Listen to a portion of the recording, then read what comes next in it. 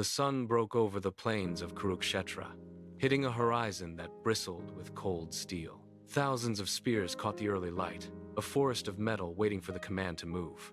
The sheer density of the formations defied the eye. Deep within the stone walls of the palace at Hastinapur, the light did not reach the throne room. King Dhritarashtra sat in the dim space, his knuckles white as he gripped the armrests. He did not need to see the field. He could hear the distant, low vibration of the earth as the armies shifted into place. His breathing was shallow, rhythmic, and betrayed a deep, gnawing uncertainty. He turned his head toward the shadows where his minister waited. "Sanjaya," the king began, his voice cracking with the weight of a hope he knew was dying. "Tell me, what are my sons doing on that field? And what of the sons of Pandu?" He leaned forward, the wood of the throne groaning under his weight, his eyes fixed on nothingness as he waited for the report that would seal the fate of his lineage. The silence in the palace grew heavy, thick with the dread of a war that had finally arrived. Miles away, the Prince Duryodhana moved with a frantic energy that set his guards on edge. He paced the dry earth before his teacher, Dronacharya. Every few steps, he stopped, his weight shifting from one boot to the other, his eyes scanning the horizon. He did not look at the teacher. He looked at the enemy. He pointed a shaking finger at the opposing ranks, his voice thin and sharp. "Look there," he said, his breath hitching. "See them. The sons of Pandu have gathered their strength." He began to list them, his words tumbling out in a rapid, jagged sequence. He named every commander, every chariot, every archer he perceived as a threat. His gaze darted across the field, unable to settle on a single point. Each name he spoke seemed to drain more of his composure. He wiped his palms against his sides, his chest heaving with shallow, quick inhalations. "They are prepared," he muttered, his voice tightening until it was barely a rasp. "Their formation is solid. They know the geography of this valley better than we do." He took another sharp step forward, his shadow stretching long across the dust, his hands clenching into fists as he realized the sheer scale of the opposition he had provoked. Duryodhana continued to mutter, his voice losing its command, but the words were swallowed by a sudden, heavy stillness that descended upon the field. The wind died. The horses, previously restless, went rigid, ears flicking toward the Kaurava lines. Bhishma moved. He stood tall in his chariot, his movements slow, deliberate, and entirely detached from the panic spreading through the prince. He reached for the massive, spiraled shell hanging at his side. He lifted it, the weight of the ancient instrument visible in the set of his shoulders. He took a breath that seemed to pull the air from the surrounding valley. He pressed the shell to his lips. The release was instantaneous. The sound did not merely travel, it dominated the space. It was a low, guttural vibration that surged into a high-pitched, piercing roar, echoing the ferocity of a lion claiming its territory. The blast tore through the ranks, vibrating in the chests of every soldier and sending a jolt of adrenaline through the infantry. Dust kicked up in small, rhythmic puffs around the chariot wheels as the sound waves hit the earth. The hesitation vanished. The war had found its voice, and every man on the field braced for the inevitable collision of iron and bone. The roar of the lion-like blast slowly bled away into the vast openness of the plains. For a heartbeat, the valley hung in a fragile, ringing silence. Then, movement rippled through the Pandava front. Lord Krishna reached into his chariot, his hands steady as he grasped a shell that glimmered with an otherworldly sheen. Beside him, Arjuna mirrored the action, his movements sharp and precise.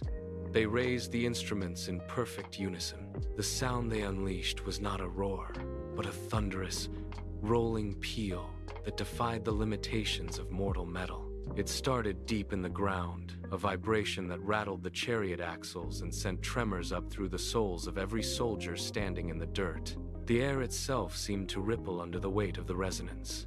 It was a sound of absolute authority, cutting through the lingering echoes of the first blast and reclaiming the space. The horses on the Pandava side neighed and reared, their hooves churning the soil as the sound waves pressed against them. Across the field, the Kaurava ranks faltered, soldiers instinctively stepping back as the sheer force of the celestial echo washed over them. The ground trembled under the weight of the noise, confirming that the challenge had been met and amplified. The battlefield was no longer just a place of men. It was a theater of divine intervention. The final echoes of the celestial shells faded, leaving a heavy, expectant silence in their wake. Arjuna stood perfectly still, his gaze fixed on the dense, iron-wrought lines of the Kaurava army.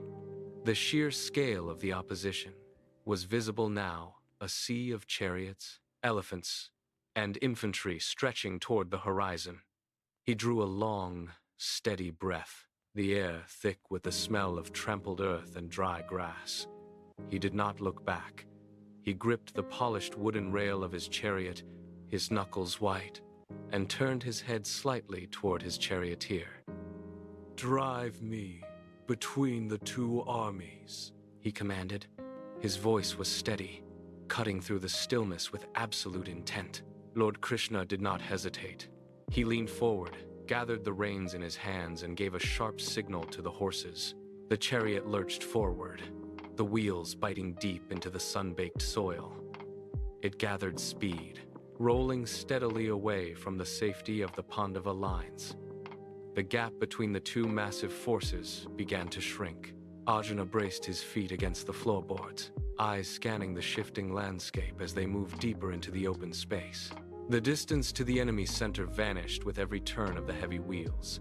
They were moving directly into the heart of the gathering storm, and the world seemed to hold its breath as the chariot carved a path into the center of the field. The heavy chariot wheels slowed, the crunching of soil beneath them tapering off until the vehicle came to a dead stop. Dust clouds drifted past, settling slowly onto the trampled ground. Krishna pulled back on the reins, bracing his boots against the front of the carriage. The silence that followed was different from before. It was tight, suffocating, and heavy with the weight of expectation. They stood now in the narrow no-man's land, positioned directly before the vanguard of the Kaurava forces. To the left stood the elder Bhishma, his presence a wall of iron and history. To the right, the teacher Dronacharya sat atop his chariot, motionless as a statue. The space between the two armies had vanished. Arjuna looked ahead, his breath hitching as the blurred lines of the enemy resolved into individual faces. He saw the gray beards, the familiar stances, and the eyes that had once watched him train as a boy. Krishna turned his head, his gaze calm and piercing. He raised a hand, pointing toward the line of commanders ahead. "Behold the Kurus," he said. The words were quiet, barely audible over the distant wind, yet they struck with the force of a physical blow. Arjuna stood locked in place, his field of vision narrowing until there was nothing left but the faces of his own kin waiting in the ranks. The names of the men in the opposing ranks echoed in his mind, stripping away the distance of the battlefield. The grandfather who had taught him the first principles of duty, the teacher who had guided his hand in archery. They were no longer targets in a formation. They were living, breathing people. Arjuna reached for the grip of his bow, his palms slick with a sudden, cold sweat. His fingers failed to find purchase. The polished wood slipped, clattering against the resonant floor of the chariot. He tried to close his hand, but the muscle refused to respond. The bow slid away, forgotten. A tremor started in his calves, vibrating upward through his thighs. His knees buckled without warning, hitting the floorboards with a dull, heavy thud. He tried to push himself up, but his arms shook violently, his joints locking in a spasm of denial. He collapsed, sinking onto the wood, his body racked by a tremor he could not contain. His breath came in ragged, shallow gasps. The skin of his forehead burned as if scorched by an unseen fever.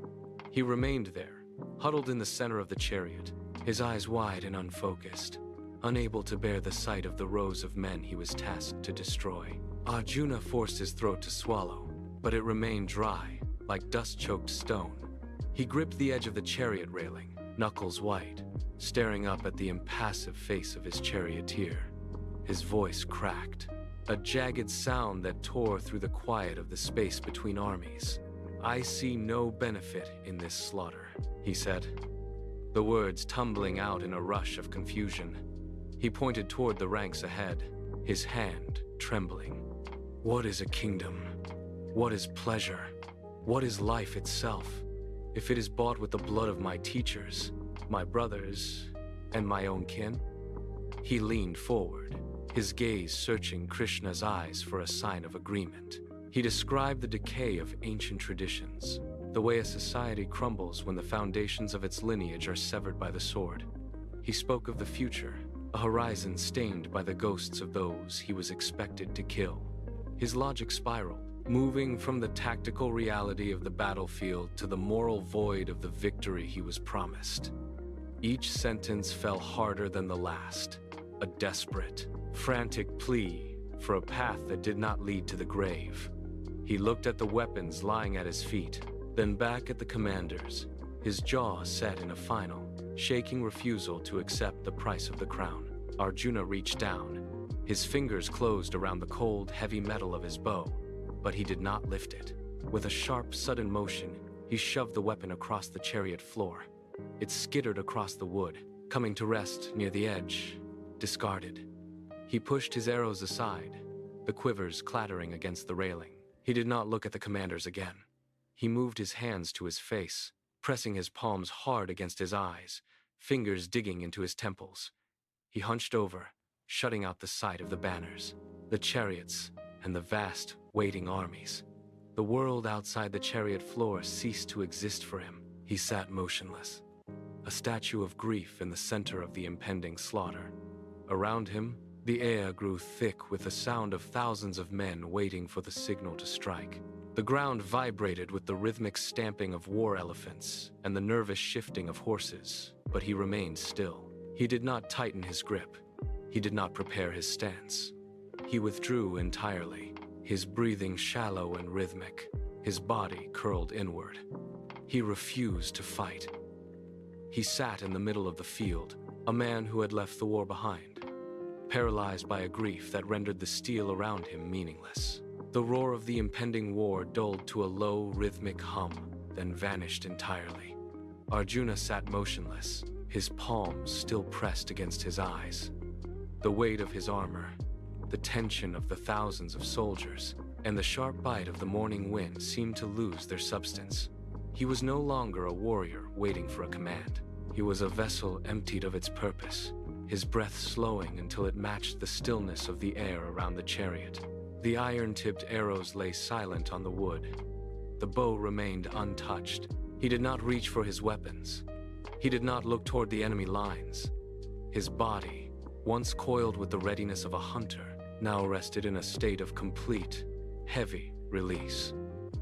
The battlefield, the dust, the steel, the faces of his kin faded into a distant, inconsequential blur.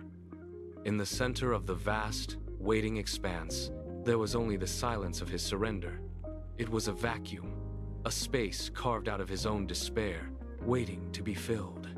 His worldly strength had reached its absolute limit, leaving him balanced on the edge of a new understanding. The era of the sword had ended for him, and in the profound quiet that followed, the horizon began to shift, preparing the ground for a wisdom that transcended the blood and bone of the field.